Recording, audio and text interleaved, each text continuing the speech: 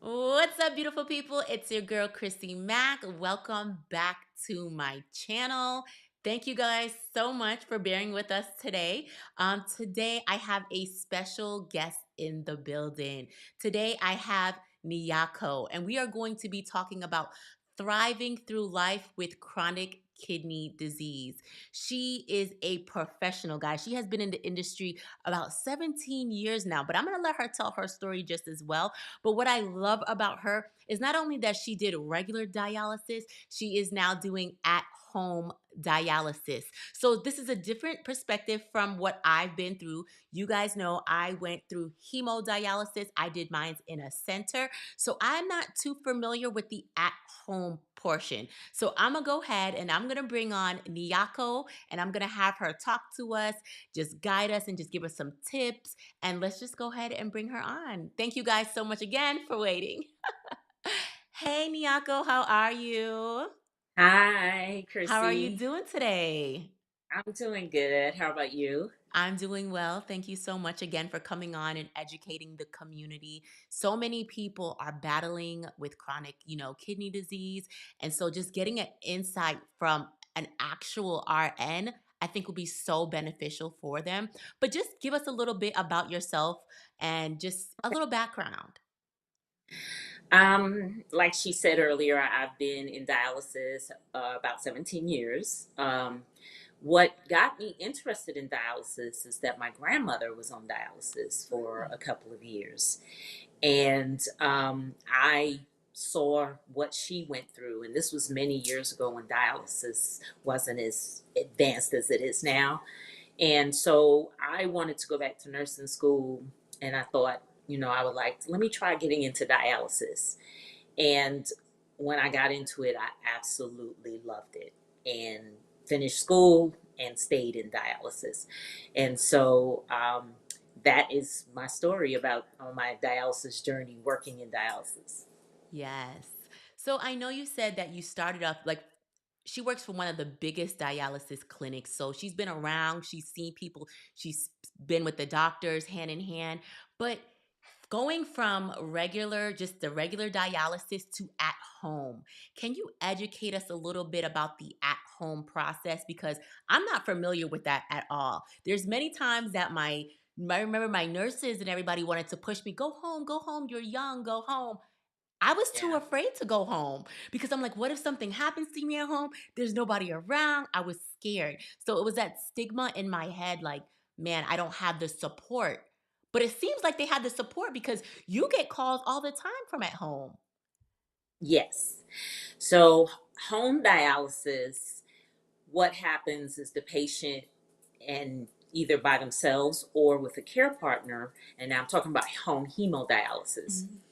Mhm. They're trained. We bring them into the center.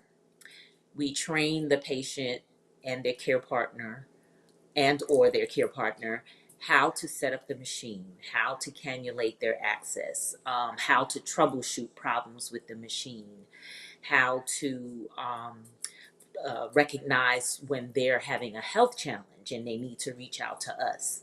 Um, Home dialysis allows the patient to dialyze on their own schedule. There are less, although there are more days in dialysis, there's less time, less hours. Um, and also with home dialysis, because they're dialyzing a little bit more, Mhm. their diet is a little bit more liberal. They can have a little bit more fluid, a little bit more of the foods that are restricted with in-center dialysis patients.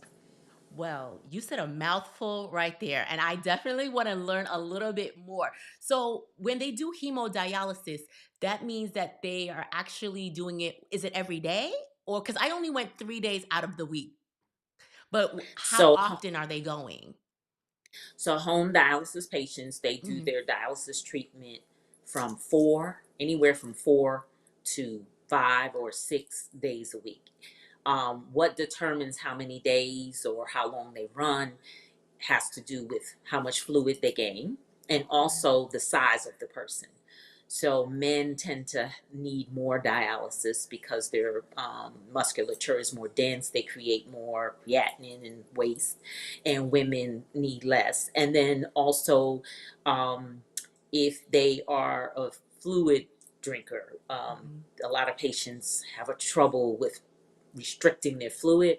So home dialysis is actually good for patients on home dialysis because they can take the fluid off in a much more easy manner. It comes off slower instead of the 3 days where you have to get that fluid off in those 3 days and then that's it.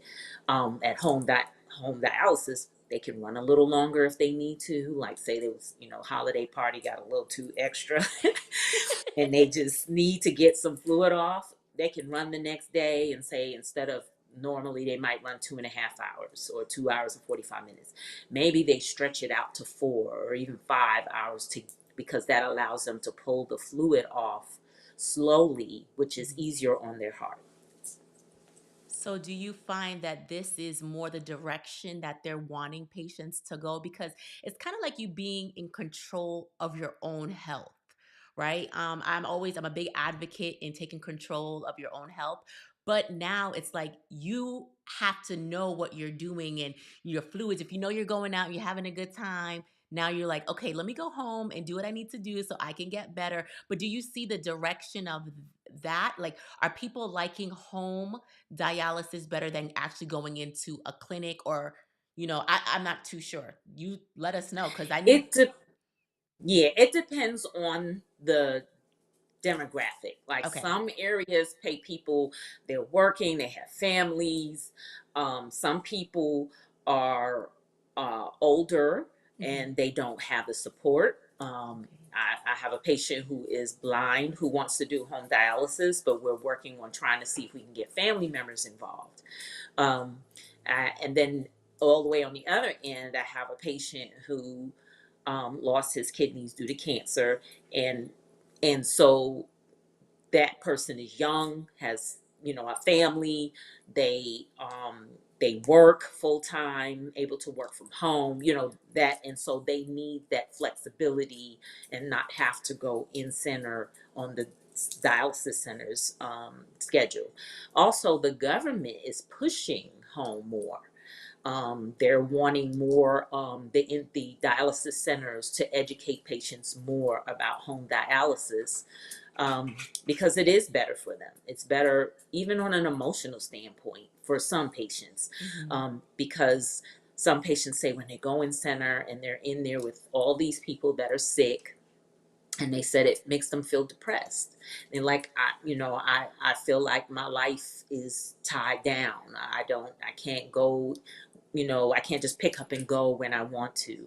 With home dialysis, they can take the machine with them. If they decide, I want to take a quick trip to Florida, they Yeah. can pack up the machine, and their supplies and go. I even had a patient that I trained, and about 7 months after he trained and went home, he went on a trip with his family Yeah. and sent me a picture of the machine set up in the hotel. And I was like, That's awesome. y'all living your best life. So I that's what I love about home. Just seeing the patients be able to get control over their life and their time. Um, because it's kidney failure is something that you have to address. You have to do dialysis. There's no option of not doing it. I mean, there is, but the alternative is, you're We not going to know. live. So, Exactly.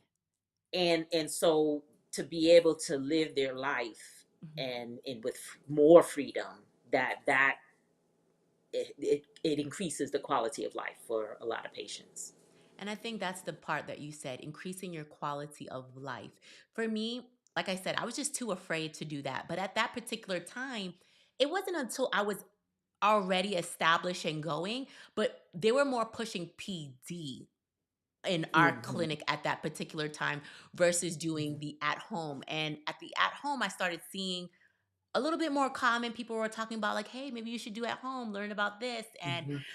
like I said, I was just too afraid. But what is the difference? Like when they do Like, okay, so for quality of life, when you want to travel and go places, PD, don't they have a lot more equipment versus like the at-home hemodialysis?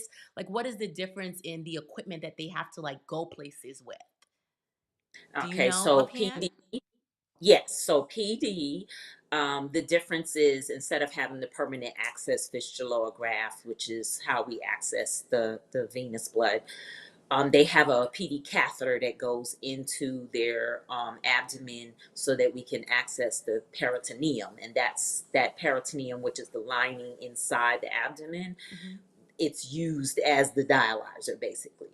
And so, actually, PD is less equipment. The machine is smaller. Okay. Um, they do their dialysis 7 days a week. Hmm. um, and then dependent on their kidney function, what level of kidney function, because not everyone that gets on dialysis is in complete, you know, kidney, the kidneys are still functioning in some fashion, and maybe they urinate still. Hmm. They may still produce hormones, for their red blood cells. So PD is more for patients who still have some kidney function, um, but it does the same thing. It allows them to travel. It allows them to go different places. The difference is with PD, you can't swim in a lake. Hmm. You can't um, go in like a public pool, and that's Hmm. because you have to protect that PD catheter so that you don't get an infection. Yeah, I was With really vain. I said, "You emo, guys are not gonna yeah, mess up my stomach. I want to be able to put a two-piece on and a bathing suit. There's no way I'm letting you guys go near my stomach." But I had the I don't know if you could see it, but I had the fistula done, but then I got it okay. reversed after. So there's no lumps on my arms now. It Oh, looks really nice. good now, and I'm really happy. But my purpose of this is because I'm doing these videos because I don't want people to end up in the same place as I am. I did not Yeah. lose my kidneys due to high blood pressure, diabetes, or anything. Mine was due to lupus, and that's what took me down. But I need to educate our community more often because a lot of people that look like me are getting on dialysis more often. Are you seeing that? What are you seeing Yes. from your side of it? Yes. So when I started in dialysis, I think I started in 2006 or 7, and you would see most of the patients were older. Um, Mhm. Now I'm seeing people as young as 25 getting on dialysis. And the number one cause of kidney failure is diabetes, type 2 diabetes, and type 1, but mostly type 2 diabetes. The number two is hypertension. And those Mhm. two diseases are reversible and preventable. Um, Many people don't realize that. Those are diseases that come from, especially for younger people, that comes Mhm. from lifestyle, and they can be changed. If we educate people, young people especially, about their diet, about even stress, chronic Ooh. stress can lead to high blood pressure, because you're releasing those flight or fight hormones, and it becomes a chronic issue. Do If y'all you're hear living her? under stress. She's telling y'all stop stressing. Your job. No, this is really good Yeah, because a lot of people in, I would say, in my age category right now are hustling, bustling, getting the job, trying to get money, trying to do this, and their stress yeah, level is so high. And yeah, when you drop down dead or you end up on dialysis, your job is not going to say anything to you. They're either going to say no, RIP or I'm sorry, but you will be replaced. So, taking care yes, of your health is the most important thing that I'm going to tell anybody because I don't care how much money you are, how much money you have, how successful you are. When you don't have your health, in my eyes, you're poor. Why? yeah, Because not only is all your money going to medical and medications and all of that, but it's also your quality of life is done. It is shot. Because when you on dialysis, let them know. I mean, yes, at home dialysis gives them the opportunity, a better quality than when I was in a center being connected. But at the end of the day, dialysis is dialysis and it is painful. I'm speaking yeah, from experience. I had a lot of days where I was crying and in tears because you still have to put those needles in. And now are you doing it yourself now yeah, at home? yeah. And a lot of patients, the biggest problem they have, like you said earlier, your job is going to replace you. That's the biggest issue. Once they're on dialysis, trying to make a living. Um, I the most painful part of dialysis is Mhm. trying to work with patients and helping them to understand compliance, watching your diet. Please do your treatments. Please take your medicine. Those are the Mhm. things that are very difficult to watch because I recently lost a patient who was very young, Mhm. in their 30s, Wow. and it was due to non-compliance.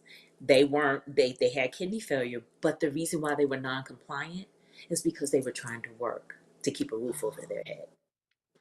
And so you feel, because you're like, how do you say to a patient, you have to do your dialysis, but if they do their dialysis the way they're supposed to, they may lose their job and then they don't have a roof over their head. That's a whole nother level of stress. So it's important that people understand you have to take care of your health while you have it. Health is wealth. I say to absolutely. people who say eating healthy is expensive, being sick is way more expensive. Say it It is again. so much more expensive to be sick than it is to try to take care of your health.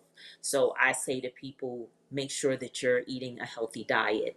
Um, I don't tell people don't eat meat. I don't tell people, don't eat this, but you should be eating fruits and vegetables, drinking water, limiting processed foods. Yes. Those things will help to keep your body healthy And, longer. And dialysis is hard on your body. So you need to make sure that mhm, you're eating well balanced meals just to even get through those treatments. Because before I was on dialysis, I was vegan. So when I found out that my kidneys were shot and everything, I was vegan at that time.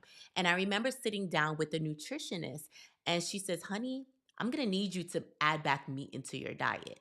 And I'm like, "Well, yeah, why?" I didn't know what I was setting myself up for. So yes, once I got to my first treatment, I said, "Oh, I understand," because it knocks the wind out of you. Imagine you have a machine that is filtering your blood. All your blood is passing, coming out of your body and going. You have to be really strong to deal with that because when you're done, you're weak, you're wiped out. And just like you yes, said, the lady that passed away, you're trying to work, you're trying to do certain things, but you're so tired. It's yes, it is a very stressful situation because you're trying to work, you're trying to, I don't know if she was a parent or not, but you're trying to manage that. You're trying to do treatments, take your medications on time, do all of it. It is very hard. It's yes. very hard. And I know you see a lot of people come and go and like I know this particular, but do you have like a success story or somebody that Yes, actually like followed the steps and got out? yes. Like what was that like for them? So I have a patient that recently got a transplant, like Yeah. you, and they really had a lot of support from their family, and they were very determined to get themselves in a position so that they could be on the transplant list, because as you know, they test everything, and Everything. they want to make sure that your heart's strong, and that you don't have any other organ damage. They need to know that you'll be able to survive the surgery, and then also they want to make sure that you'll be compliant afterwards, because there's still work that has to be done once you get the transplant. And so this patient worked really, really hard, um, and I remember the social worker in our clinic is like gangbusters. She really bats for the patient to get transplants when they're missing a test. We need the colonoscopy result, or we need this result. Yep. She's really good about making sure that the transplant center gets that. Well, this patient just had one piece of paper that she needed. And so the social worker, she told the patient to bring it to her instead of having the patient did it. She sent it to the transplant center and she confirmed that they received it. They sent back and said, okay, we have everything we received. And 1 week later, they called the patient and she got her trans. Wow. Yes, yes. And recently she came back and she brought flowers. She thanked us for Aw. taking care of her.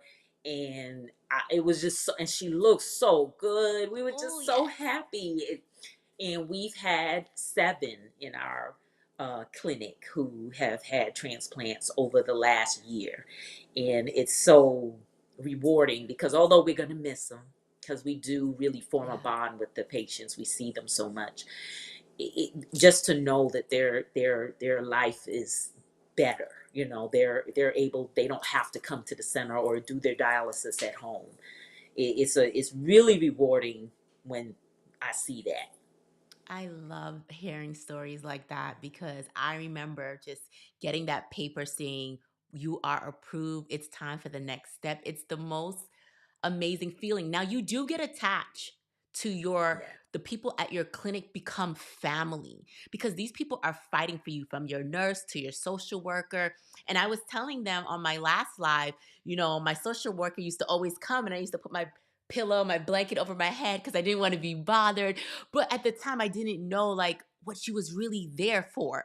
I mean, Yeah. I know she's not the girl just with the clipboard. And then one day I decided to open up and it changed the game. Now you go in, mind you, it's hard, like I said, for dialysis, but the people that work at the clinics make it, I wouldn't say enjoyable, but make it better.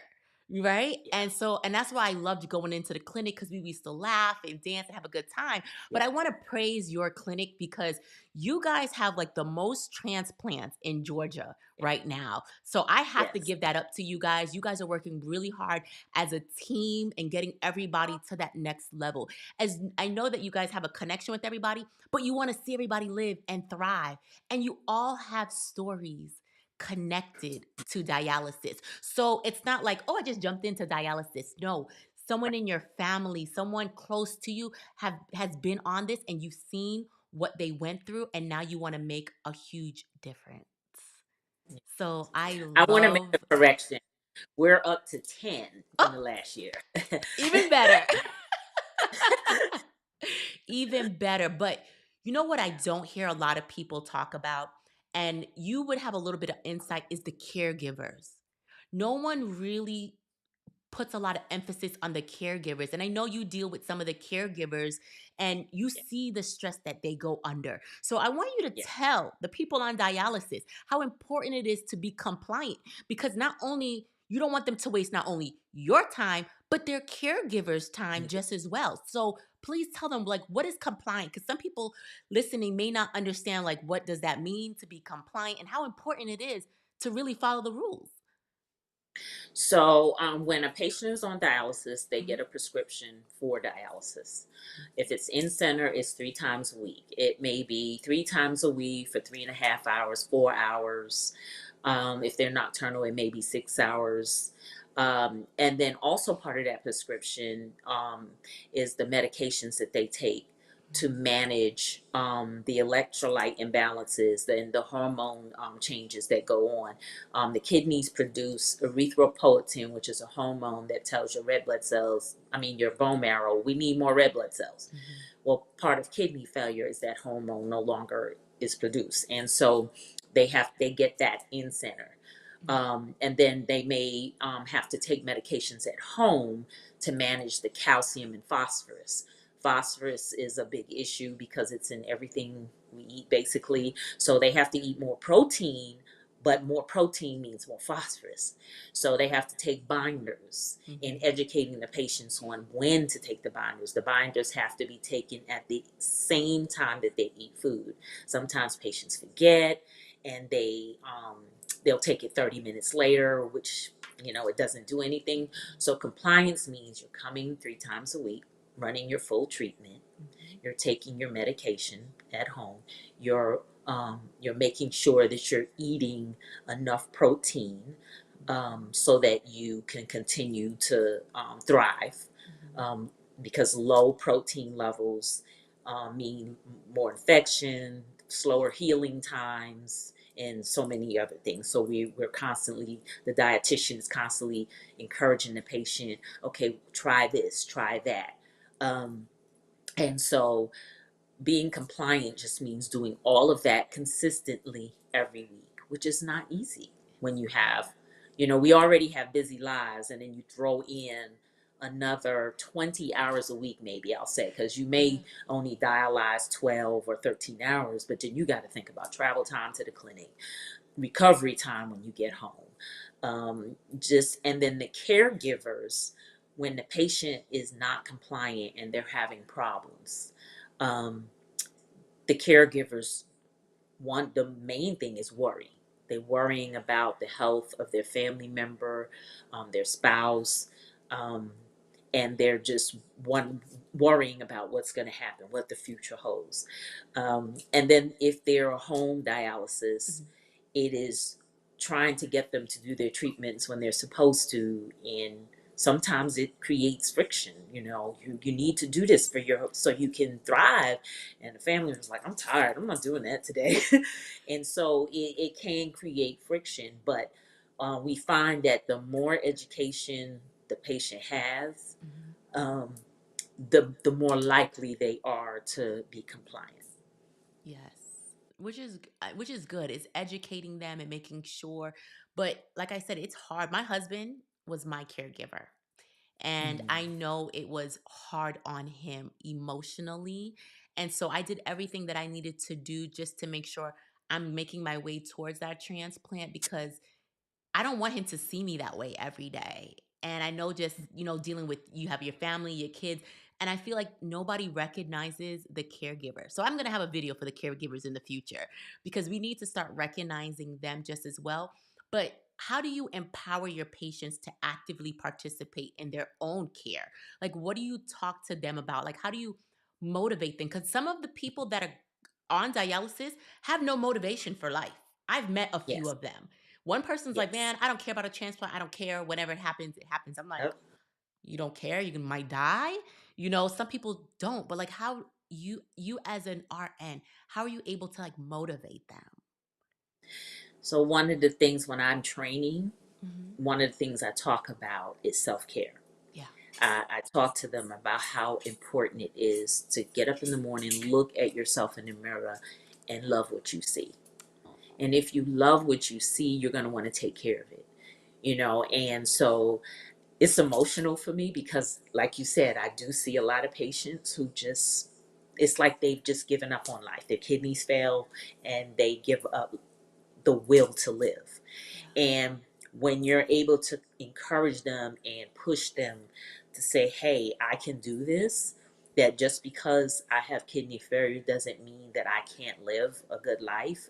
Yes, it's a major adjustment, but you just have to find a way to adjust.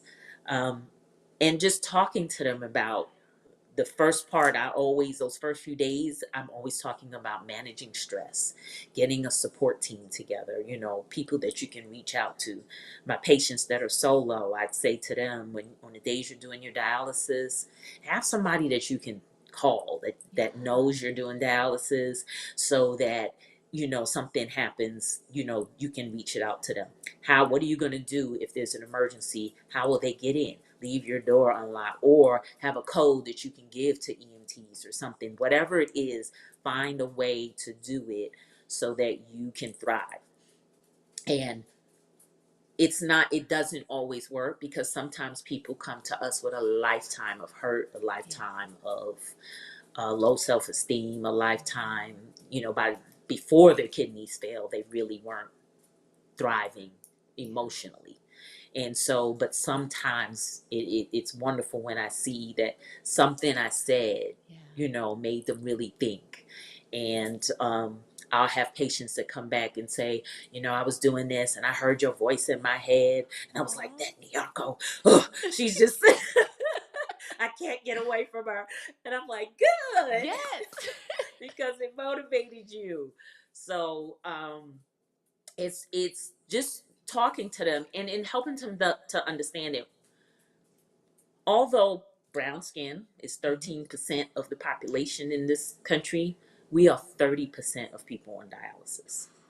That Why? is scary. That's very And scary. it has a lot to do with our stress. It has to do with our lifestyle. It has to do with a lack of education on how, a lot of people that I know ended up on dialysis, they had never been to the doctor, There never you had a go. physical, never had any indication that anything was wrong. And then all of a sudden, you're in complete kidney failure. And so, educating people the importance of, um, and it's historically, we don't trust healthcare, Yeah. but we have to find a way to take care of our health, at least know what's going on with your body. Because if you know ahead of time, you can lengthen the time you're on dialysis, and before you get on dialysis. If you'll know before, like a person who's in maybe stage 3, Mhm. which is about the time the nephrologist gets involved.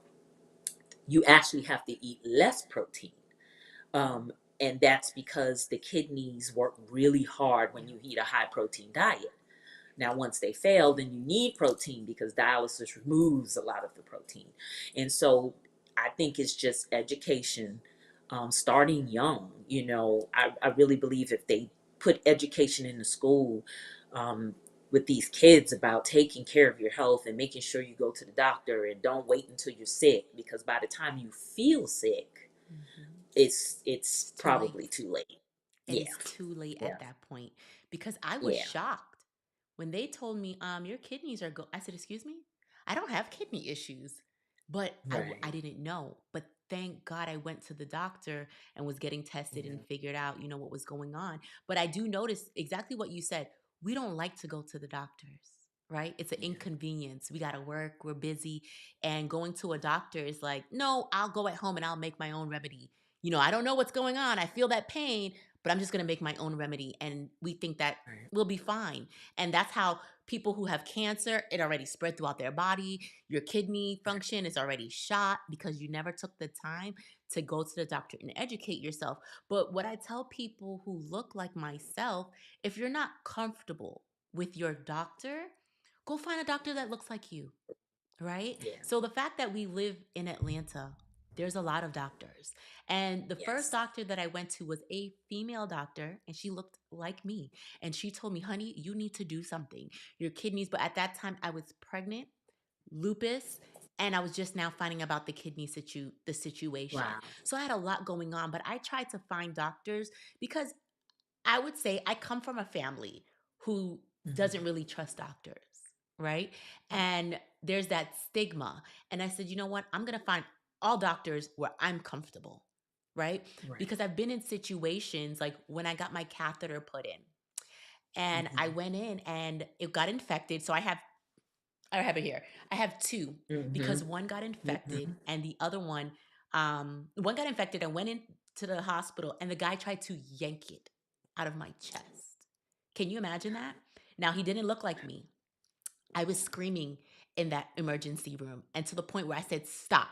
You need to stop. And that's what I want to tell somebody. Be an advocate for your own health. If you don't feel like this is right or you feel pain, because a lot of people feel that brown skinned people can take pain more.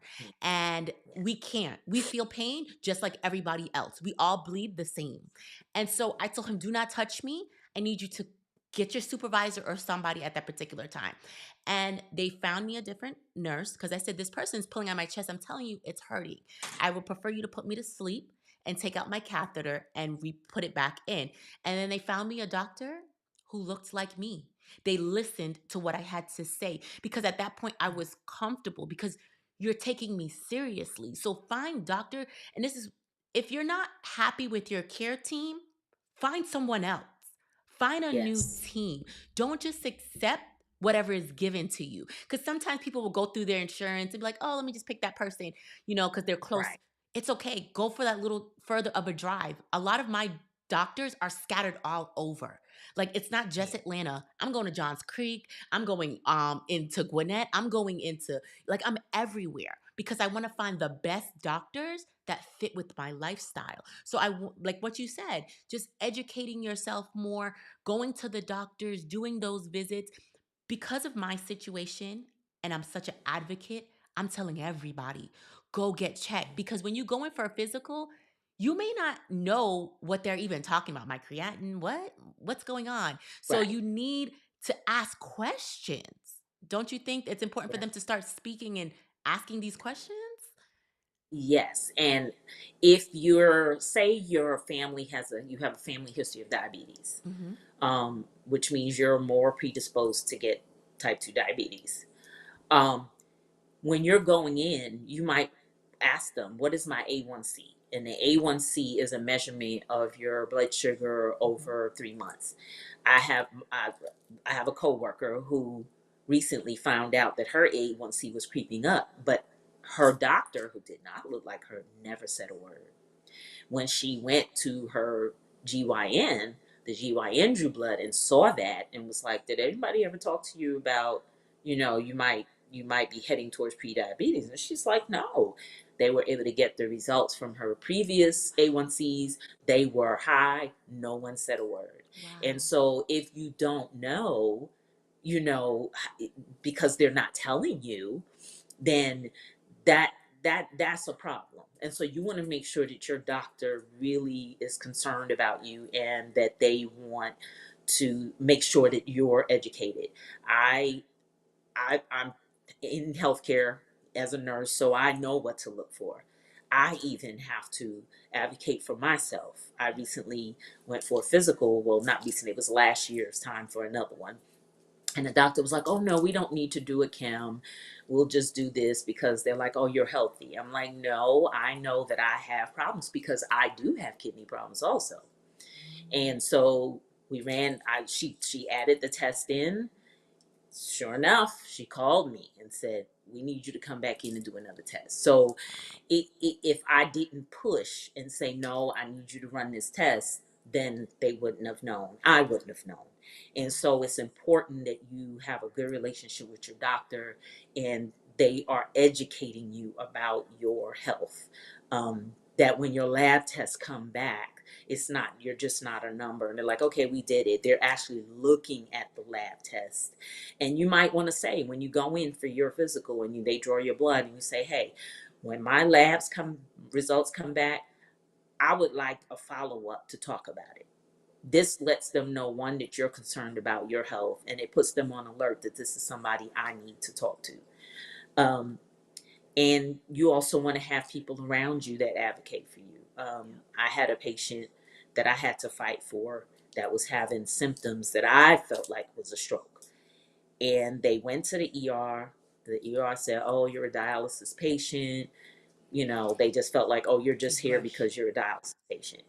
And I was like, "No, I don't think this is dialysis related." So the patient went home because they told him, "Oh, it's going to be 10 hours." So I said, the next morning they called me again. They said, "My head is hurting." I'm like, "Go back." I said, "Please go back." I begged them, "Go back." So they did go back. When they got there, they called me again. A patient called me again. They're trying to send me home. And I'm like, "What?" Put the nurse on it. And I got in my mama mode. I'm like, "Listen, if I said I believe based on his symptoms that he's having a stroke, if anything happens to him, I'm going to make sure his family knows that y'all neglected him and Hmm. that you did not do your due diligence." And the nurse was like, "Oh my goodness, we're taking care of him. Let you speak to the doctor." The doctor called me back. I said the same thing to her. I'm like, "I believe this patient is having a stroke. I really think y'all need to look past the kidney failure. There's something else going on." And the doctor was a little testy with me because, I'm a nurse telling the doctor what to do. But hey, this is my patient. I'm fighting for them. So the doctor got off the phone. About an hour and a half later, they called back. The patient was having a hemorrhagic stroke. They life flighted him to Grady, and he was in the house in the ICU. He made it. He did make it. But had I not pushed, he wouldn't have made it. And so you need to have people on your team, and you yourself need to be able to stand up to them and say, "No, I'm not accepting what you're telling me. I know what I'm feeling, and what you're telling me doesn't work." Because a lot of times they just dismiss the symptoms of this. I don't know why they do that with dialysis patients, but they just seem to think that everything is related to their kidney failure when it's not. And it's not. And I agree with you because there's many times that I've been in the hospital and they're like, "Oh, you're a dialysis patient." And they kind of brush you off like everything is dialysis, and it's not, just like you said. Yeah. But I do have somebody. For those of you that want to drop some comments, I'm going to need you guys, because we are streaming on all the platforms. Come over to YouTube. Once in the YouTube comments, that's the only way your comments are going to be able to show up. But we have someone called Living Intentional. She said, "Hello, I'm at stage 2 CKD and already have the thoughts of not caring due to my current life circumstances. I've had a restricted diet since 29. I'm 44, pregnant, stressed, and tired." Wow.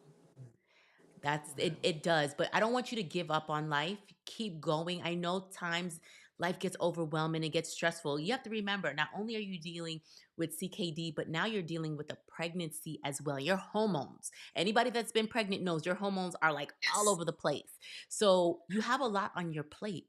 And so you have to figure out what's important and what's not important. And I'm even for me now, I'm at a stage where I'm making like little to-do lists. I'm not going to overstress myself. I give myself 3 tasks a day. If I can't get it done, I can't get it done. And do what you can, because you have to protect not only yourself but the child that you're covering just as well. Do you have anything Yes. that you can tell her to inspire her to keep motivated? Yes, I want to commend you for fighting, for staying on that restricted diet, because that's what's keeping you from going into stage 3, stage 4. You want to keep fighting. And, maybe journal, maybe get a journal, write down in a book and say, today I'm not feeling so well, but these are the things that, I can focus on that are good. You have this little baby that's coming. You want to be happy for that baby. You want to have that joy.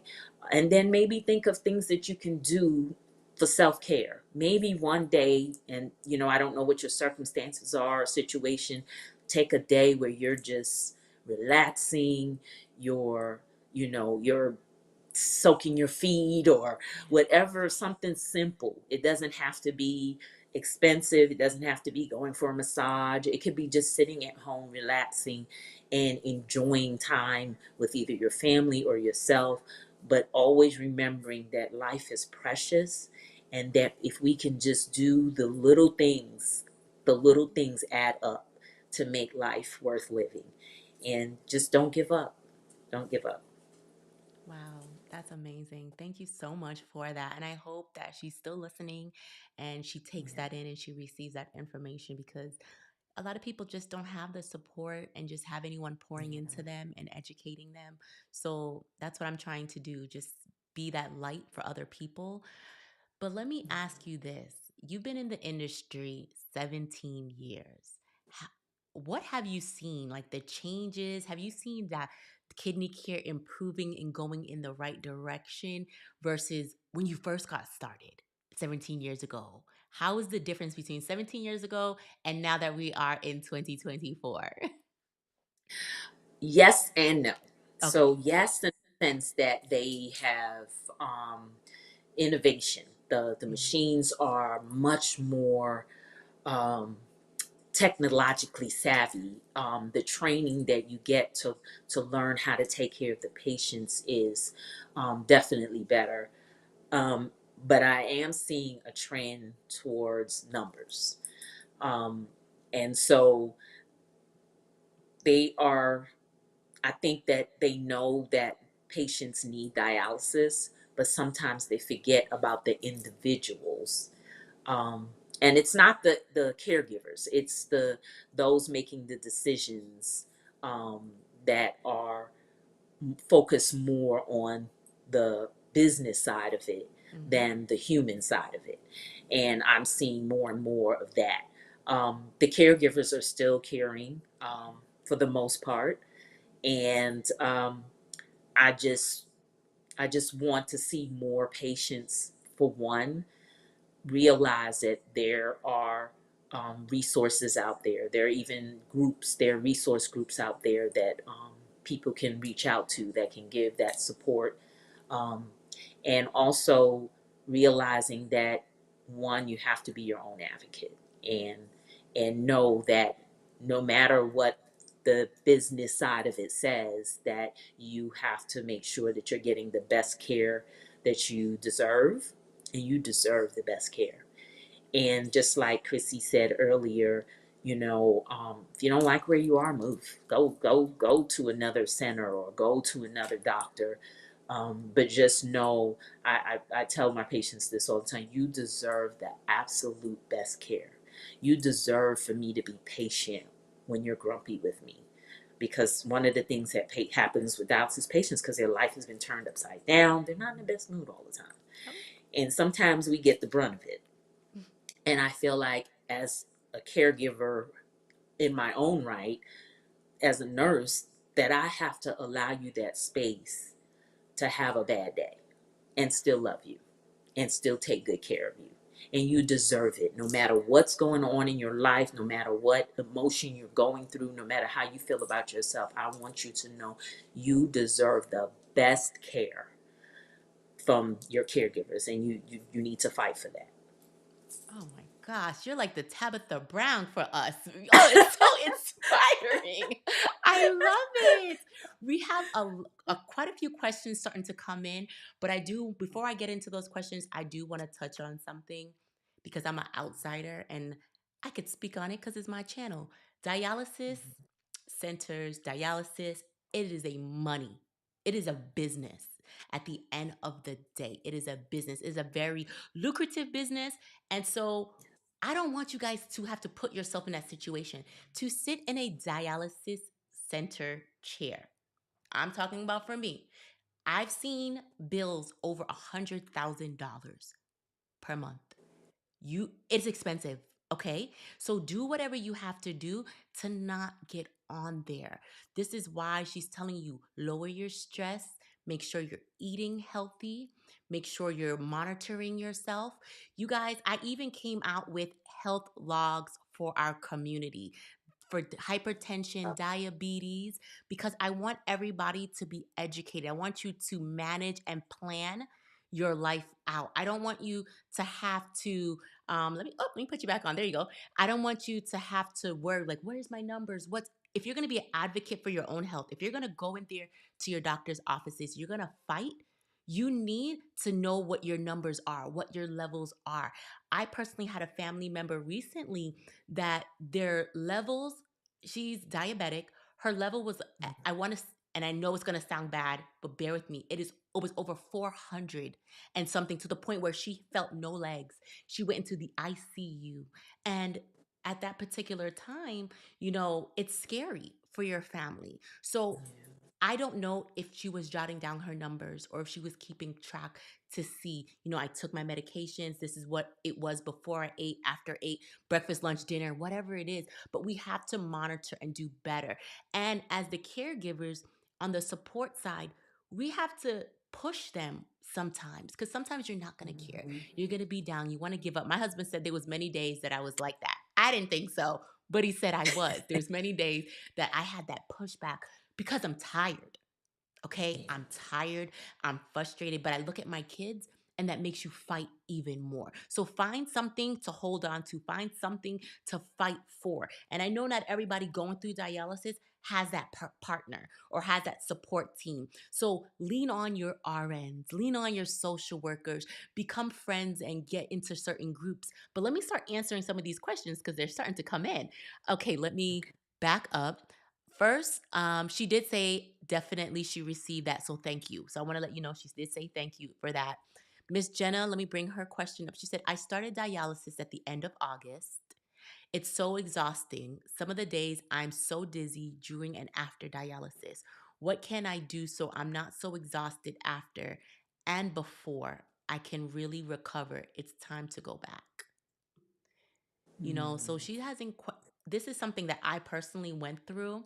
I was dizzy some days. I was really fatigued. I tried to eat before dialysis for me because I felt like I was a little bit stronger to handle that. At the end of dialysis, sometimes I would have to sit in my chair and just be still. for a moment because your body is now trying to regulate back. You just went through that cycle with your blood and everything going on. So, and I know like everybody's weight is different and their everything that's going on is different, but what do you think? Is there any tips that can help that you might have noticed that maybe some other patients said that help with their dizziness and everything that they were going through? Yeah, so if you're dizzy after treatment, it may be that they're pulling too much fluid and bottoming out your blood pressure. And so you might want to look at that. Are you still urinating? If you're still urinating, that means that the dialysis machine in your kidneys are battling for that fluid. So your kidneys that are still functioning, some are sending some fluid to your bladder, and then the machine is trying to pull that same amount of fluid, and it's not going to get it because it can only get it if it's in the bloodstream. So say they weigh you and they say you've got 2.5 kilograms on. We need to remove 2.5 kilograms on, but you're still urinating, and maybe you only urinate about 500 a day. Well, maybe that point 0.5 is that they've added on is too much, and so it may be that they're pulling too much. I don't know what your blood pressures are after treatment or any of that, but that could be one of the reasons you're feeling dizzy. Now, fatigue, sometimes dialysis removes everything. It removes the good and the bad. So I always say to patients, are you on a renal friendly vitamin?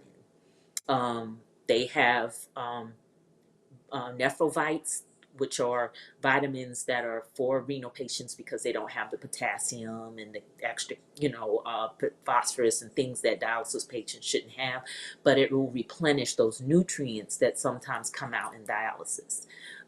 Because even medications, when are you taking your blood pressure medication? If you take your blood pressure medication the morning of dialysis, that could also cause you to be dizzy because now your blood pressure comes down with dialysis, but then your blood pressure medicine is also bringing your blood pressure down, and that can cause you to be dizzy. So that's a lot of things to consider. So look at how much fluid, and then also look at when you're taking your blood pressure medications if you're on blood pressure medication. And let your doctor know. And the reason I said that is because the nurses, no offense to nurses, they're doing their job, right? And if the script says this is what I need to do, that's what they're going to do. And Mm-hmm. so for me, my doctor would make his rounds probably like once a week or so forth because I used to have an outside doctor that came into that particular clinic that I was going to. I didn't see that particular doctor. And I'm saying, like, listen, this is what I'm feeling. This is what I'm going through. Maybe we need to back off a little bit. And once he did, it got a little bit more manageable for me in my situation. So if you're feeling something, yes, you can talk to your nurse, but you need to set an appointment with your doctor. That's what I'm going to say on that part. We got some Good. more. Okay. Let me bring it up. The anointing is all over you, Crissy. Keep going with your ministry. This is your calling. Oh, thank you so much. Oh, Listen, guys, I have tried, people who know I tried many times to run away from this. And I even took a 6 month break last year because it was overwhelming. You remember how we talked about stress?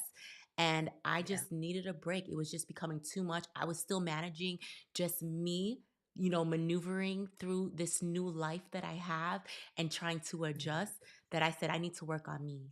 And then I heard God tell me, it's time for you to get back. They need you. And I've been doing this faithfully ever since. So let's see, we do have oh, you also mentioned the vitamins. So another thing, when I was really fatigued and tired, and also I was anemic, and that played a factor. Mhm. And so I Yes. talked to my family's from the islands. So I talked to my doctor, and my mother in law was like, honey, you need some Geritol in your life. So I gave it because I never take anything without running it through my team first. So I took a picture and I sent it to my team and asked them, is this something that I could particularly take? And they said, yes, you can go ahead and take this. So I took it and it helped me. And I'm no longer anemic. I've been consistent with that. I don't take it as Good. often anymore because my numbers are now good. But everyone is Good. different, but that is something that you could possibly talk to your doctor as well too. It says, what can I do for energy? Oh, I just said that. Also, Yeah. I literally just said that. Geritol. It's something that I know of. Do you know? You told her the vitamins just as well that you can take. Also, follow up with your provider and see what's something that he might want to maybe prescribe for you. Again, we don't know your medical history. We don't know what's going on. So don't just take whatever we tell you. Just double check with your doctor at all times. Yes. All right. Thank you for saying Oh that. yes, I definitely. I When I'm doing my videos, I always like to give a disclaimer. I am not a physician, I'm not a doctor, but you do need Right. to because what works for me may not work for you. Ma- My condition is different. There's a lot of people that are post kidney transplant and on a ton of medication. For me, I Yeah. only take Cellcept and prednisone. That is it. And then I go in Oh, once a good. month for my Bella infusion. Nothing else. But I'm also maintaining an active lifestyle. So you have to, because otherwise, what happens is when you get that transplant, your body is now regulated, everything's getting back to normal. Guess what? That weight will pile on and it will pile on fast. I get a lot of Yeah. people in my DMs and they tell me, like, I've gained 50 pounds, 30 pounds. I'm like, sis, it's only been a couple of months. That means you got to get active. Because before you were so used to being sick, because on dialysis, Mhm. people are, at least for myself, I'll speak, throwing up, not feeling well, things of that nature. And you guys can see that I have documented all of that in my YouTube channel. But things change when you start getting better and you start feeling better. Your body changes. So just make sure that, you're doing what's best for you. So they say, what is that? Floric. How do you say that? It's an iron pill and herbs. I don't constipate you. It works well. I ordered mine off of Amazon. There you go. Amazon for the win. Right? I love Amazon. I even have like Amazon storefront for everybody. Like when I talk about certain things, I try to put it in there and I try to because I know those are things that my doctor said and approved. I'm never going to tell anyone to take something that, a doctor didn't say it was good. But regardless if my doctor said, check with your doctor. She said, yes, she's still urinating.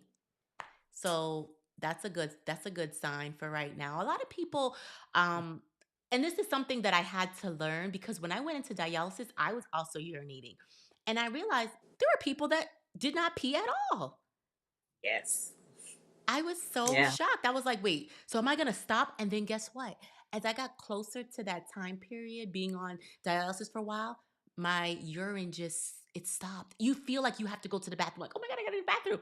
And it's 2 drops. And that's Yeah. it. So I'm happy that you're still urinating. Um, I do not take any meds during dialysis days. Okay, Good. that's good. But But that, I like she said, definitely talk to your team and help, and they can pinpoint what's going on, because even though dialysis does make you tired, you should not feel dizzy most times. If you are feeling dizzy most times, there's something not right with the dialysis. You should feel maybe a little bit tired, but not wiped out. You should not feel dizzy.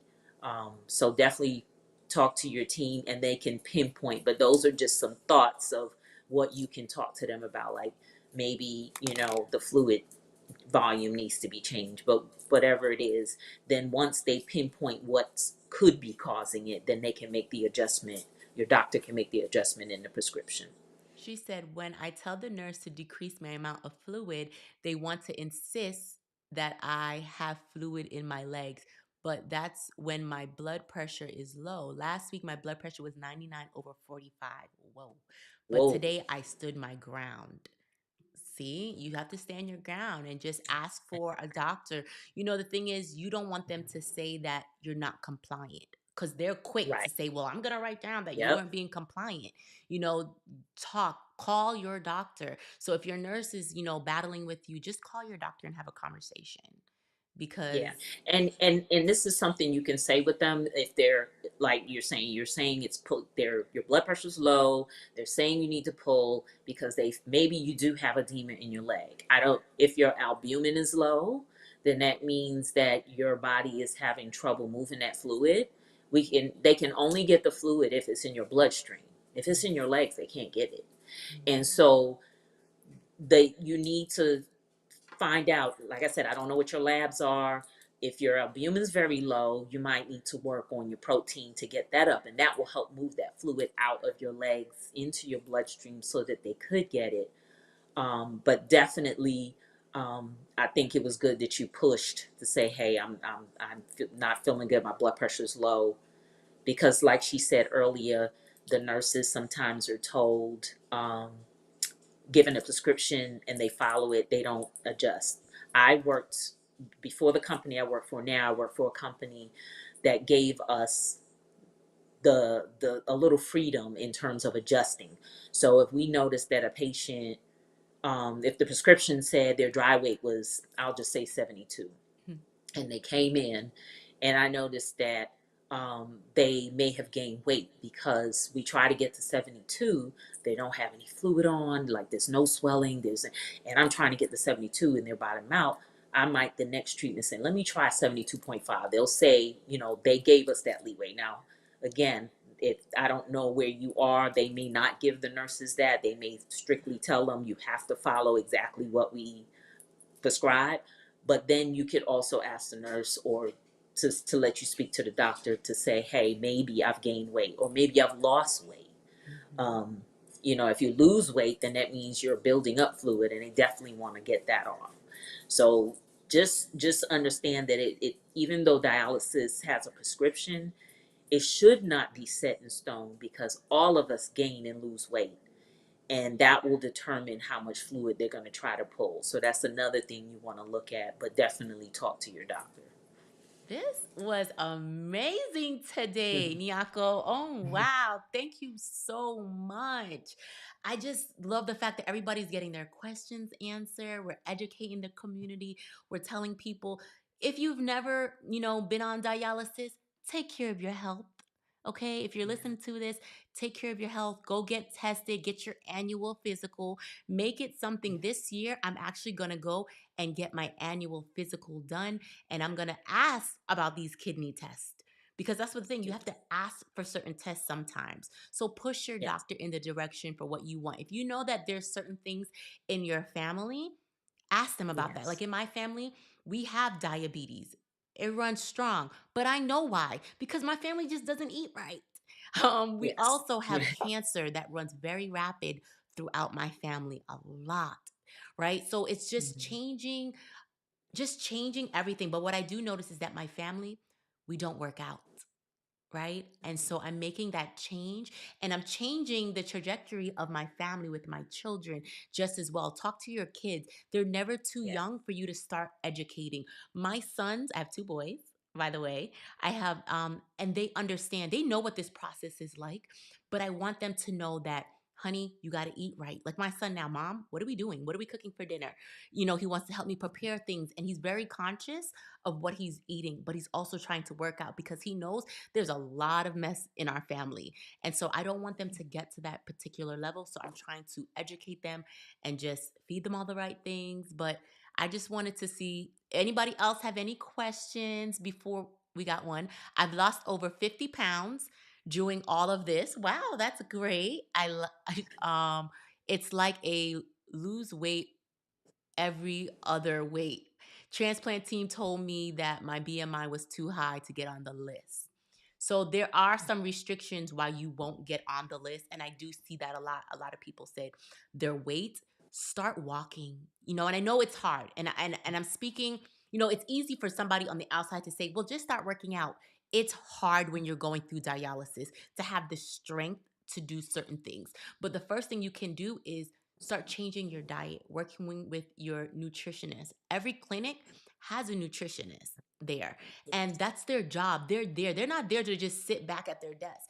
They're there to help you. So go in there, make an appointment with your nutritionist, and maybe figure out a plan for different meals. And maybe you have to meal prep a little bit differently.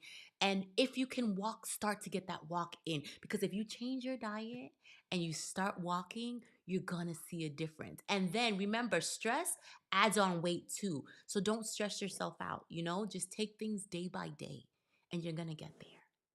Do you have any closing words that you would like to share with the community before I let you go? Because I know we've been tying you up all day today. So it's okay. I want to say thank you for letting me be part of this. What you are doing is amazing. You're giving people an opportunity to hear um, something that they may not have heard any other way. And so keep doing it. You know, I still say if you need to take a break, take a break.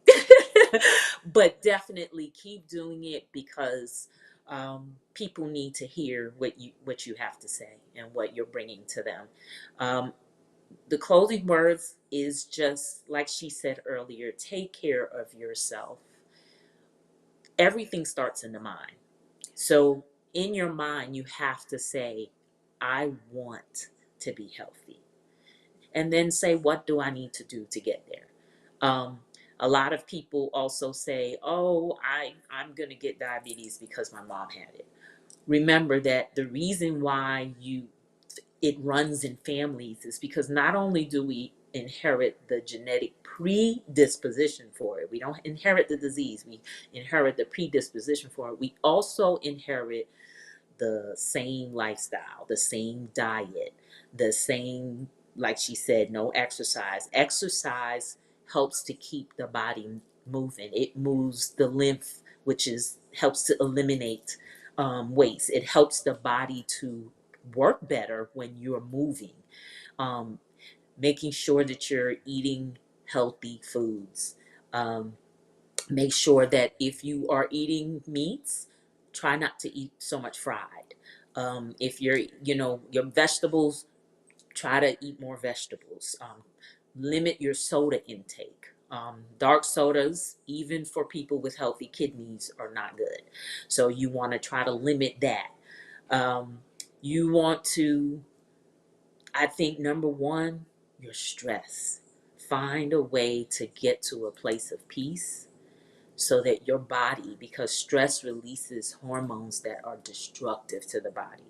And so you want to try to limit your stress and just reach out to people. Find a community of people, of support, because as human beings, we need support. We need people around us that love us, that build us up, and just don't give up, and find somebody that can help you fight and keep going.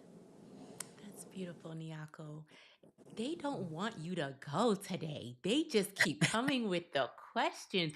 But guys, I'm going to just take these last two. They said it's not questions, but there's statements that they want to make before I let you Okay. go. Matthew said this is not a question, but I was on dialysis for 12 years. Finally got a kidney transplant in 2020.